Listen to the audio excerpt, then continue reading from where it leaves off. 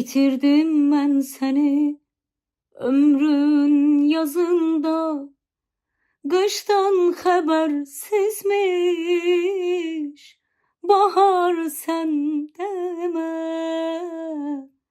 Oynaya bilmədim sənin nazınla, əbədi həsrət tək yağdın ömrümə. Əbədi həsrət tək yağdın ömrümə. Bəs necə dözüm bu vaxtsız gedişə? Heç gümanım yox bizdə bir görüşək. Qərarsız mən oldum, vəfasız mən oldum, günahsız mən oldum. Bəs necə dözüm bu vaxtsız gedişə?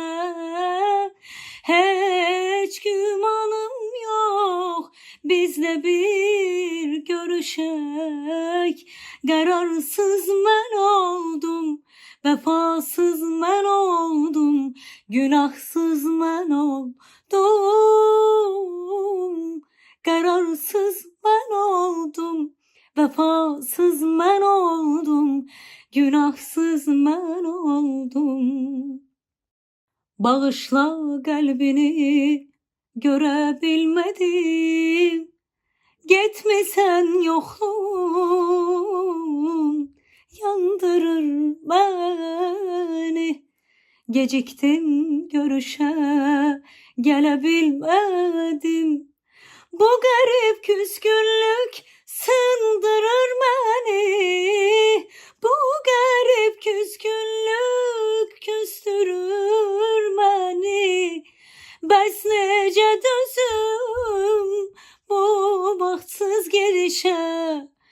Heç gümanım yox bizdə bir görüşək.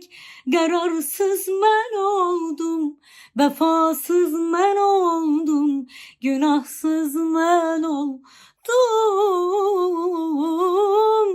Bəs necə dözüm bu vaxtsız gedişə? Heç gümanım yox bizdə bir görüşək. Qərarsız mən oldum, vəfasız mən oldum, günahsız mən oldum. Qərarsız mən oldum, vəfasız mən oldum, günahsız mən oldum.